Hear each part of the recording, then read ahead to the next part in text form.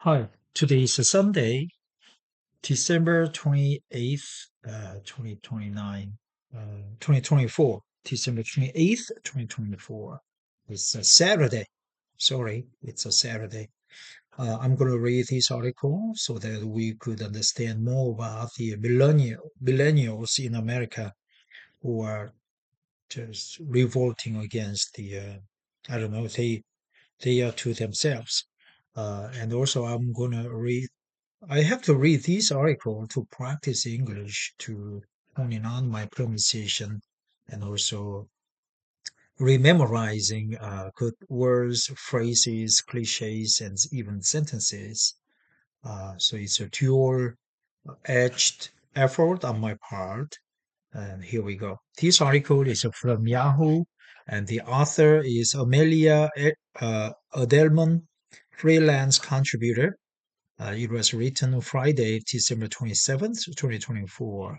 So yesterday, it's going to be a 7-minute read. And the title is Why More Millennials Are Leaving Big Cities in Favor of Rural Life. Why adults ages 25 to 44 are making the move to rural areas, and what's it like to embrace a slower pace of life. Getty Creative. Vasil Dimitrov via Getty Images. Adults ages 25 to 44, right? Adults ages 25 to 44. If you're a millennial city dweller and feel like the majority of your friends have fled to small towns and suburbs over the past few years, you are not imagining things.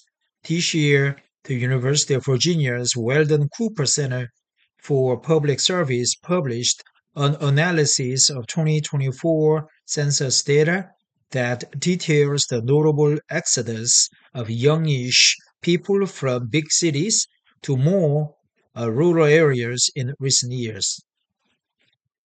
By youngish, we mean millennial and millennial adjacent, perhaps a couple of years into Gen X or Gen Z on either end. This age bracket is important to note because these folks aren't moving to the countryside to retire. These are professionals and parents who are relocating to benefit their families, jobs, finances, and their own mental and physical health. The census data shows that between 1980 and 2020, nearly 80% of the U.S. population growth among adults ages 25 to 44 was concentrated in metro areas that had a million plus residents. Post 2020, on the other hand, most of the growth experience in rural areas has been driven by folks in that same age bracket, 25 to 44. And while, yes, 2020 was a turning point due to COVID related urban flight, the exodus has only continued throughout the subsequent 4 years, and for a wide variety of reasons, not just the pandemic concerns about health and safety.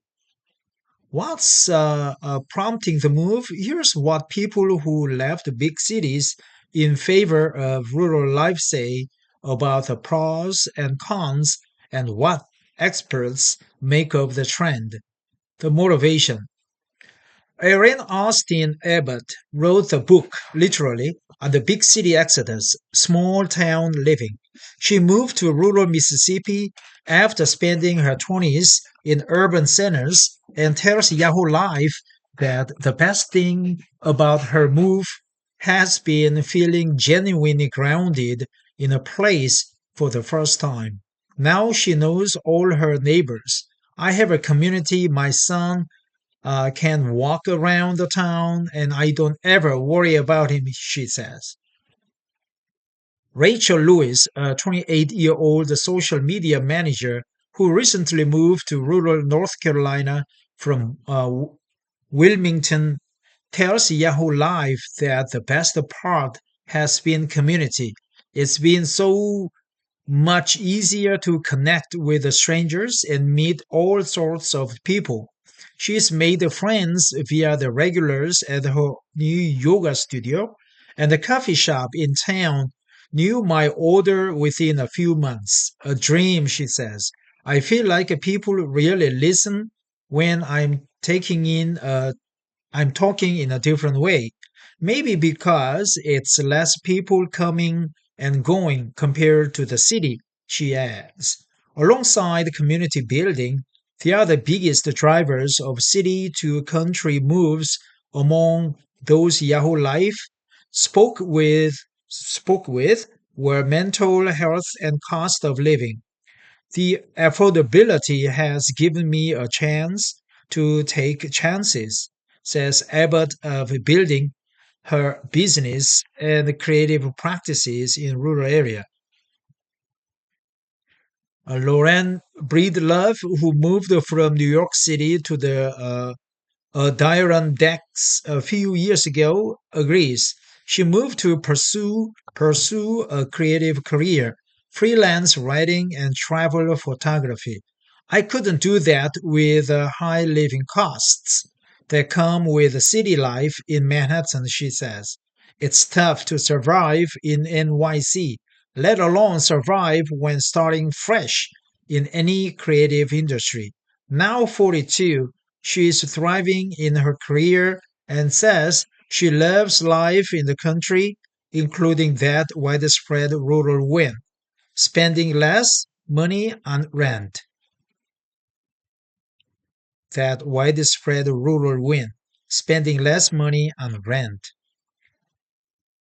Breedlove says the move has definitely helped her mental health too. NYC was always a dream of mine, but it wasn't easy. It's a place that builds you up and tears you down all the same time, or all in the same day. Overall, Breedlove is relieved to be where she is today. I don't do quite as much walking or climbing stairs as I did living in the city, but I can go for a run or a hike and breathe in fresh air here in upstate New York, and that seems like a worthy trade. Justin Goodman, 41, was born and raised in New York City, but left for upstate in 2020 during the worst of the COVID crisis. I had no idea what I would think of rural living, she tells Yahoo Life. It turns out her favorite parts are literally everything. I love being here in every day.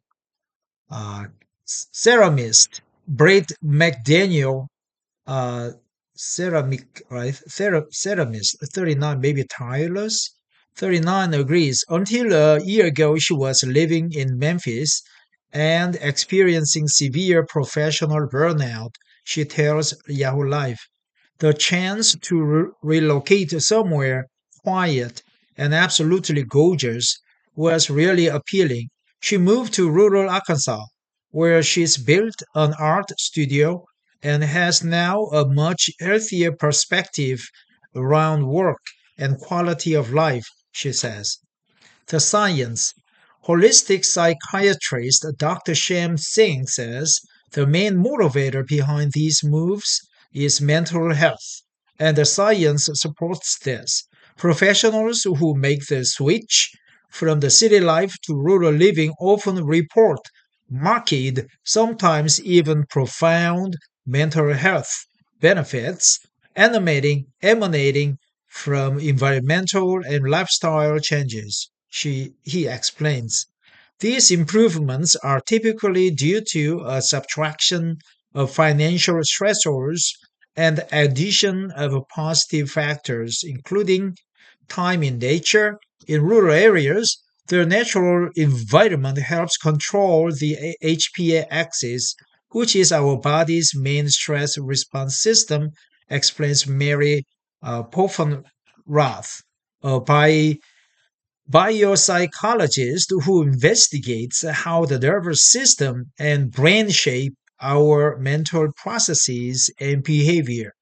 The system can work better because it has less sensory input, which leads to more balanced cortisol production and better control of emotions.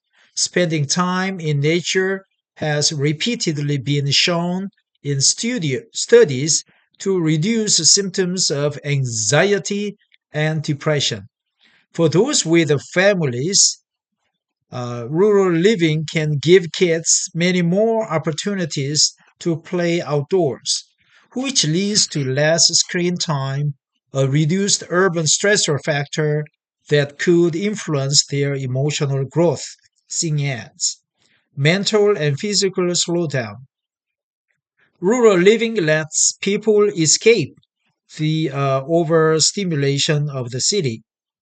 Pofon Roth explains that our stress response regulation in urban environments is difficult. When we are constantly surrounded by urban stimuli, from traffic noise to dense populations, our amygdala can't tell the difference between real threats and the constant sensory overload of the city. That constant activation of this part of the brain sets off our sympathetic nervous system, which causes cortisol levels to rise, she says. People who live in cities often feel this as constant low level anxiety or restlessness. Rural settings, on the other hand, are conducive to enjoying the stillness that may support emotional regulation and cognitive clarity, uh, Hoffen Roth notes. Closer communications.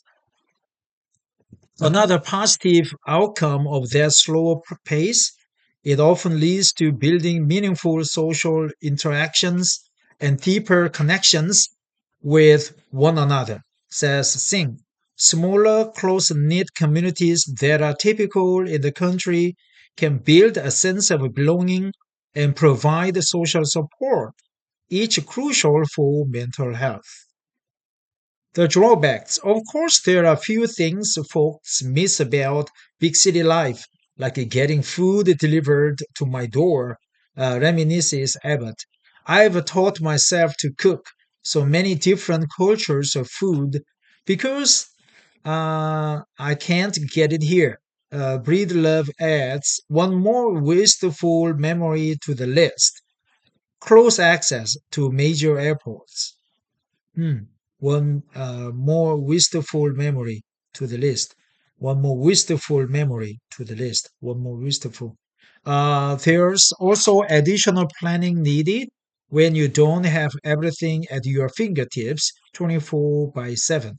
Abbott says she has subscription services for things she can't get in rural Mississippi, and she drives an hour away to Memphis once per month